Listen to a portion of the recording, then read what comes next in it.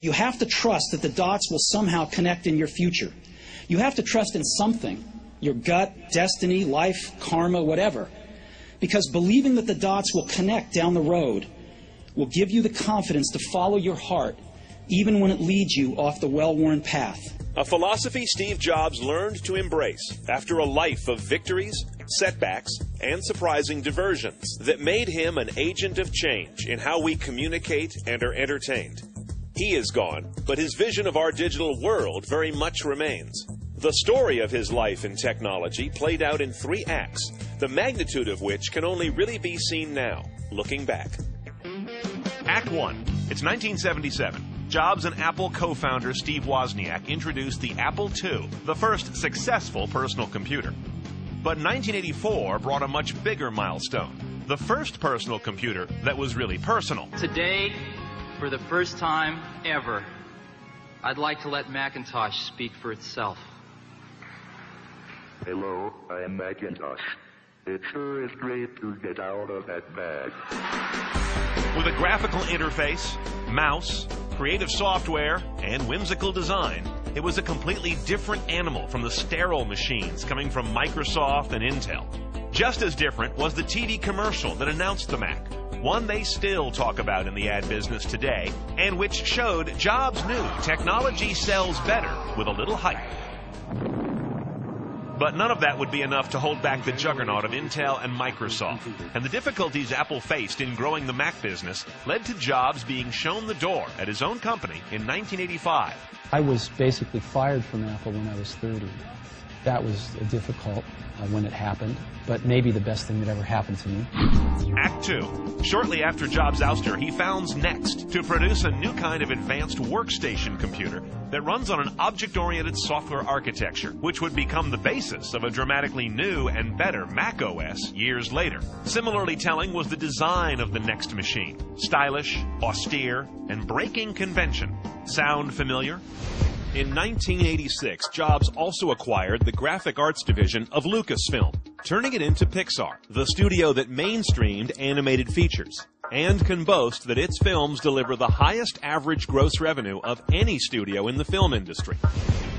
But in classic form, Act 3 was Jobs' biggest.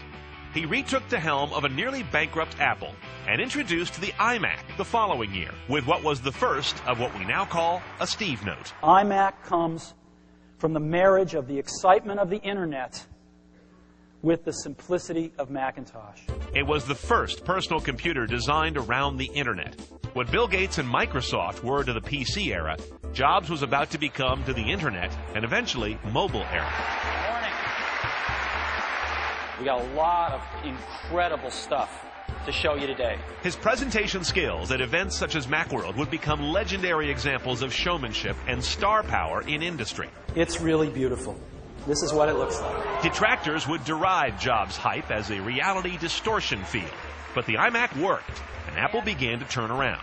But Jobs' single biggest course change for Apple was not a computer, but the iPod. What is iPod? I happen to have one right here in my pocket, matter of fact. There it is, right there.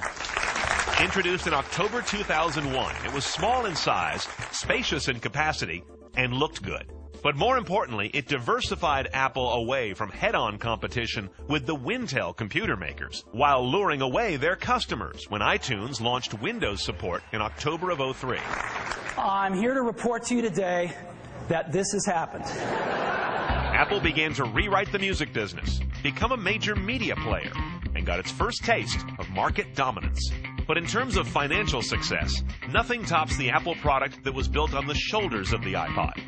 Today, Apple is going to reinvent the phone, and we are calling it iPhone. But Jobs and Apple showed an uncanny ability to once again get the formula right, appear the originator, and make a piece of advanced technology seem simple, magical, and fashionable. With that same DNA, the iPad arrived in April 2010.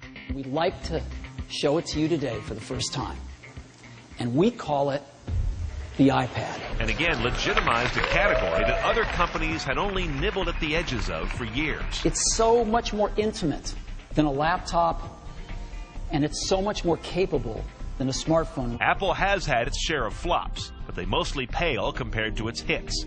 And there were always notes of hubris around the latter-day company, seen most in Jobs almost dismissing documented problems with the iPhone 4's antenna. We think it's affecting a small percentage of users, and we think some of that problem is inherent in most every smartphone. But mostly, Apple, since Jobs' return, has been a culture changer as much as a technology company.